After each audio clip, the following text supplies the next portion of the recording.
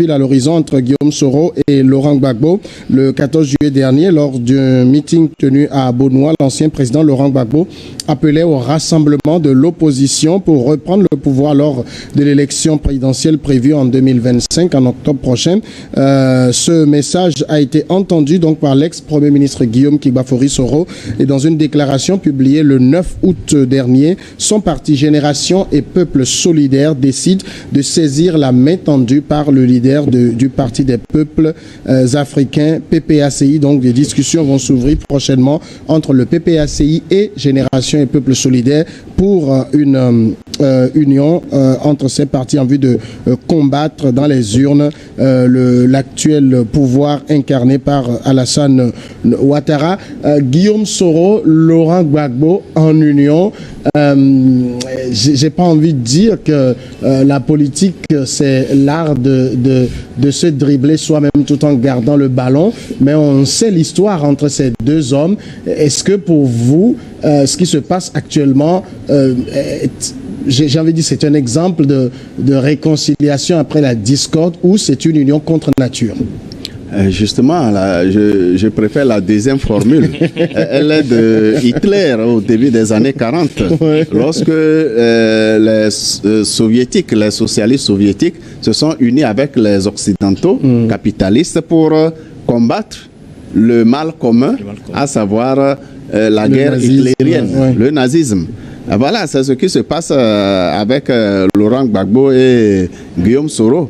Mais je dis, c'est une union qui n'aura aucun effet. Parce que, personnellement, je trouve que Guillaume Soro ne vaudra plus la peine sous aucun ciel, dans aucune tendance politique aujourd'hui en Côte d'Ivoire, parce qu'il s'est montré suffisamment traître de tous les côtés. Et je ne sais pas, moi je ne sais pas faire confiance aux traîtres. Voilà. Guillaume Soro était étudiant et il allait avec Laurent Gbagbo. Blé Goudé, voilà. Avec Blé Goudé.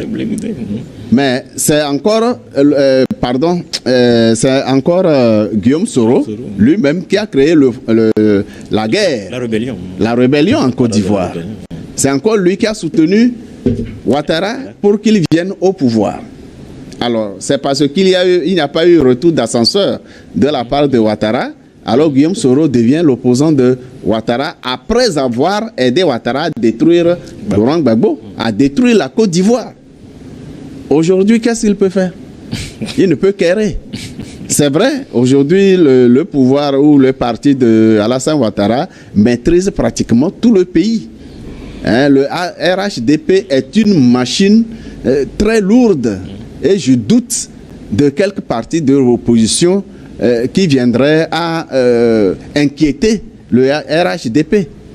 C'est pratiquement de l'impossible.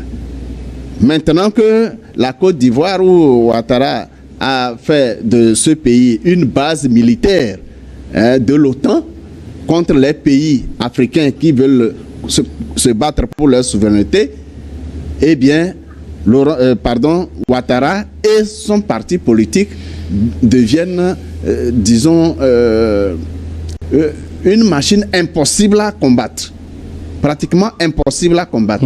Alors, l'alliance entre Gbagbo et Soro, c'est un fait, disons, c'est un effet de communication.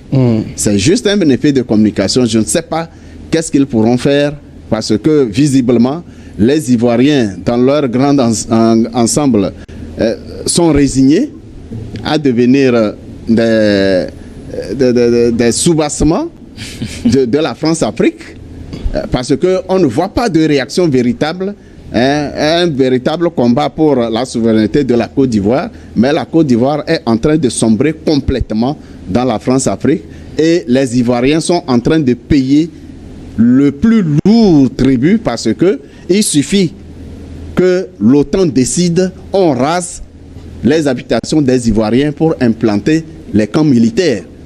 Alors, pas les camps militaires où travaillent les militaires ivoiriens, mais des camps militaires pour accueillir l'OTAN, qui doit combattre les autres pays d'Afrique. qui veulent leur souveraineté.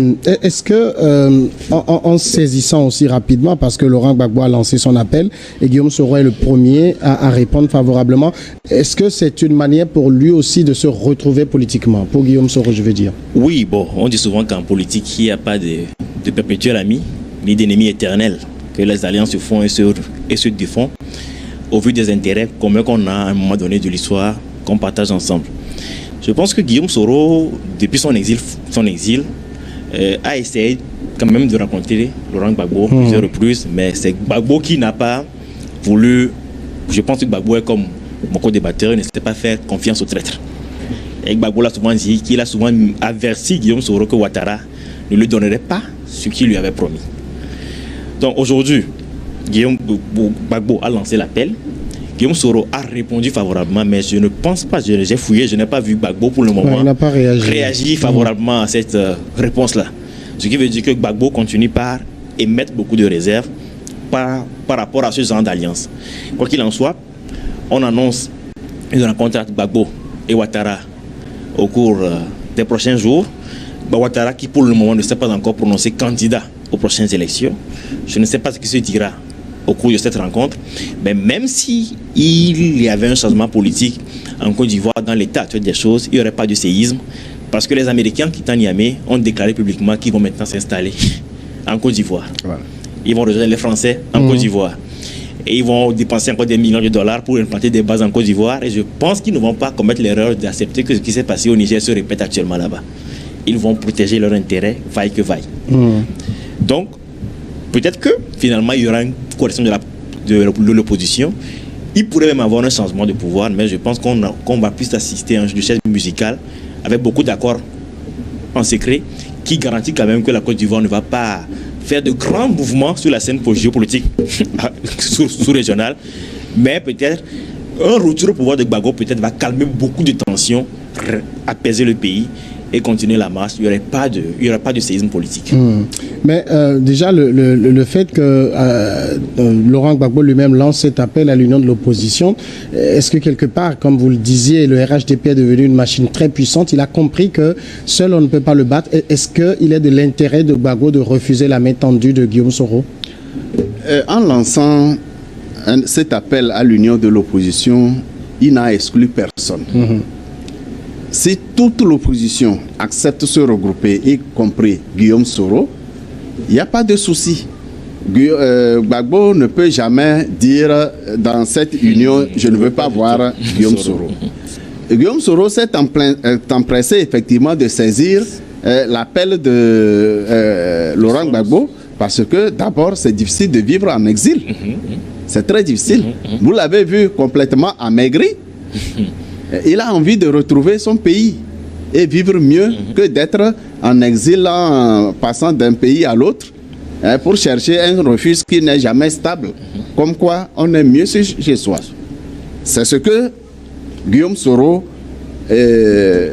recherche en saisissant l'appel à l'unité de l'opposition.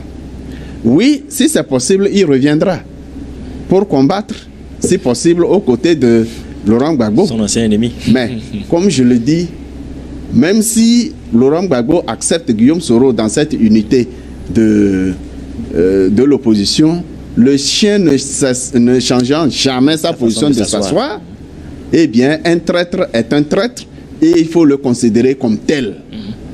Il mènera son combat pour celui qui lui fera encore confiance. Mais je doute qu'il y ait encore des gens, idéologiquement parlant, qui aient encore confiance à Guillaume Soro. D'ailleurs, quelle est son idéologie politique? Non. Je n'ai pas vu. La conquête du pouvoir. Je n'ai pas vu l'idéologie politique de Guillaume Soro en Côte d'Ivoire. Je n'en ai pas vu.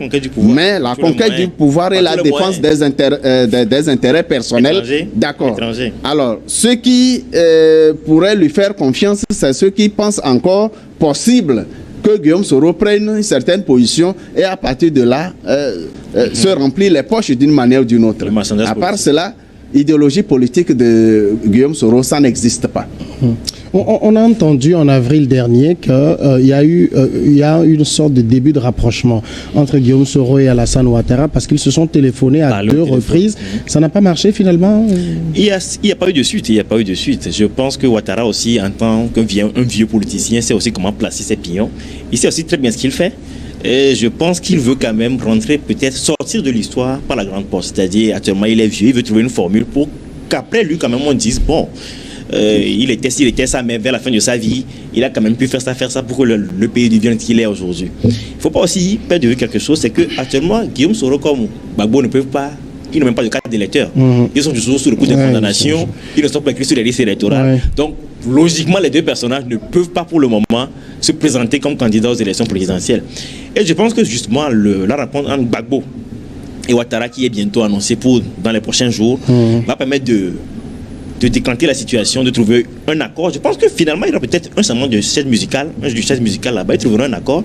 Parce que n'oubliez pas que le secrétaire général du parti de Ouattara était au lancement du parti des peuples africains de Gbagbo. Donc il trouverait une formule, une façon de faire pour que finalement, le pays, il n'y aura pas un séisme politique. Parce que ce pays aujourd'hui est la chasse gardée de l'Occident en Afrique et ils seront prêts à tout pour le défendre. Ça, ne nous faisons pas de film. Mais ils pourront trouver un accord pour peut-être, éventuellement, que Gbagbo même revienne au pouvoir. Pourquoi pas? Mais pas en tant que Gbagbo qu'on a connu, virulent, très France-Afrique. Non, peut-être un Gbagbo un peu plus apaisé, qui fera peut-être un mandat. Et c'est peut-être là que Guillaume Soro essaie de revenir en se disant, bon, de toute façon, ils sont tous les deux vieux. Si je reviens un peu dans le jeu, ils vont bientôt partir et je pourrais encore avoir ma chance. Tout ça serait un peu compliqué. Pourquoi, dans les rangs de l'opposition, depuis le lancement de cet appel, on n'a pas vu se bousculer les autres leaders d'opposition pour saisir cette perche-là? Ah oui, il faut reconnaître que Laurent Gbagbo n'a plus la force. Lui et son parti politique n'ont plus la force d'antan. Non plus cette force de mobilisation. Le PPR n'est pas comme le FPI. Ce n'est pas ce n'est plus le FPI. Ce n'est pas le FPI. Le FPI toujours. Oui, mais quasiment avec Pascal Lafille. Il y a aussi la tendance de l'ex-épouse de Gbagbo qui est partie de son côté. Le divorce, le remariage, tout ça. Donc il y a eu beaucoup de fissures. Disons. La force de Gbagbo s'est beaucoup émiettée. Ça s'est considérablement effrité, de sorte que c'est maintenant qu'il faut colmater les brèches autant que possible pour reconstituer une certaine force politique. Aux dernières élections, ils n'ont pas eu grand-chose. Oui, au communal.